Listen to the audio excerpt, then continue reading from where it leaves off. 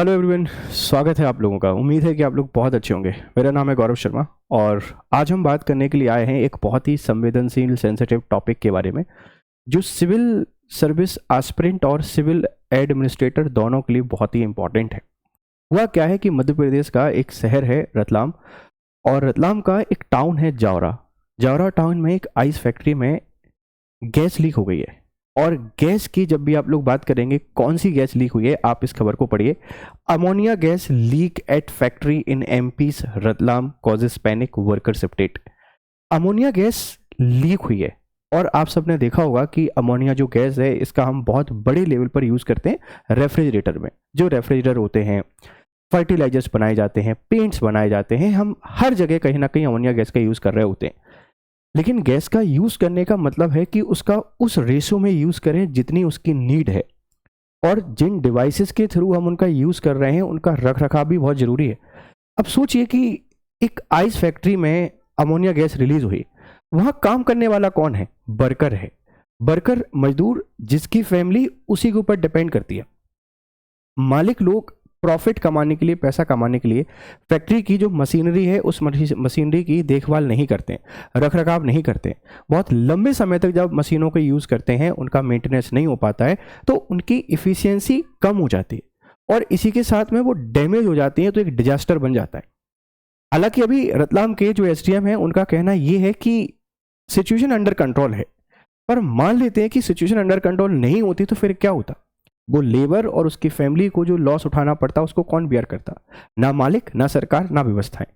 तो एडमिनिस्ट्रेशन कैसे यहाँ पे काम कर सकता है, ये केस स्टडी का एक टॉपिक है कि डिजास्टर आने के बाद और डिजास्टर आने के पहले दो सिचुएशन होती हैं।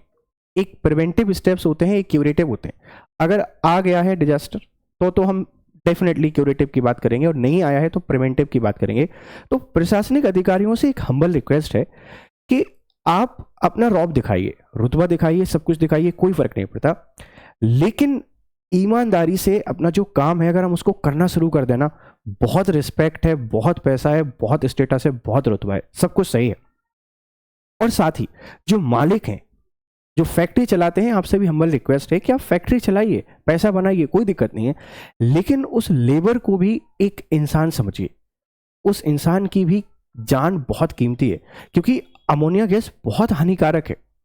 अगर ये लीक होती है, हमारी आइस, हमारे लंग्स और बॉडी के बहुत सारे पार्ट को डैमेज कर देती है, और अगर ज़्यादा मात्रा में लीक हो जाए तो डेथ कॉज हो जाती है। एक साथ बहुत सारे लोगों की डेथ हो सकती है। अमोनिया यूज़ करना है, यूज़ होती है, रेफ्रिजरेटर में होती है, फर्टिलाइजर्स बनाने में होती है, और बहुत जगह जो मेडिसिन हम लोग बना रहे होते हैं वहाँ भी यूज़ करते हैं, लेकिन एक लिमिट में यूज़ करना है, जितनी उसकी सीमा है उससे ज़्यादा अगर यूज़ करोगे तो फिर नुकसानदेह हो जाएगा। तो एज ए एडमिनिस्ट्रेशन आप क्या कर सकते हैं? आप प्रिवेंटिव जो स्टेप्स हैं उन पे काम कीजिए, इंस्पेक्शन कीजिए, मशीनों को जांच कीजिए, ऑडिट कराइए, रिपोर्ट्स लीजिए, और उसके बेसिस पर फिर परमिशन दीजिए फैक्ट्री को लगाने के लिए। हम थोड़ा सा अमोनिया गैस के बारे में भी देख लेते हैं, अगली स्लाइड में आपके पास यहाँ पर है। अमोनिया एक रंगहीन, तीखी, गंधहीन वाली गैस है, नाइट्रोजन और हाइड्रोजन से बनी होती है। इसका उपयोग उर्वरक, रेफ्रिजरेटर और सफाई उत्पादों में किया जाता है। तो एक रंगीन है, आप इसको पहचान नहीं सकते, गंधहीन है, ध्यान रखना, गंधहीन, ठीक है, सॉरी, रंगीन है और तीखी गंध वाली गैस है, जो नाइट्रोजन और हाइड्रोजन से मिलकर बनती है। बहुत तीखी इसकी स्मेल आपको देखने को लगी, बहुत हाई फ्रेग्रेंस में ये आती है। अब इसका रासायनिक फॉर्मूला NH3 है। आप इसको, और पानी में आसानी से घुल जाती है और जलीय अमोनिया और लिक्विड अमोनिया में बनती है। इसका उपयोग क्या होता है सर? उर्वरक बनाने में, प्रशीतन में, सफाई में, अन्न में। लेकिन खतरा क्या है?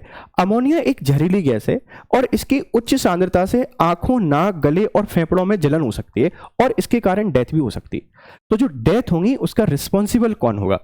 यूज तो करना है, हमको डेवलपमेंट करना है, हम जल, जंगल, जमीन, मानव सबको बर्बाद कर रहे हैं, लेकिन एज ए एडमिनिस्ट्रेशन ऑफिसर आपके कुछ रिस्पॉन्सिबिलिटीज़ हैं।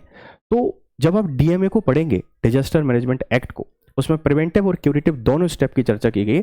आप अधिकारी हैं, इनका ख्याल रखें, और मानव जीवन बहुत इंपॉर्टेंट है। और प्लीज़, कोई हार्म नहीं है इसमें, इस वीडियो में किसी को कोई हार्म नहीं है। ऐसी जब घटना घटित होती है तो दुख होता है कि हमारा प्रशासन, हमारी सरकारें, हमारी व्यवस्थाएं क्या कर रही हैं। लोगों की जान इतनी सस्ती है क्या? बिल्कुल नहीं होना चाहिए। हर एक फैक्ट्री के मालिक और हर एक अधिकारी को ध्यान रखना चाहिए, फैक्ट्री बनेंगी, बिल्कुल बनेंगी, लेकिन according to rules and regulation.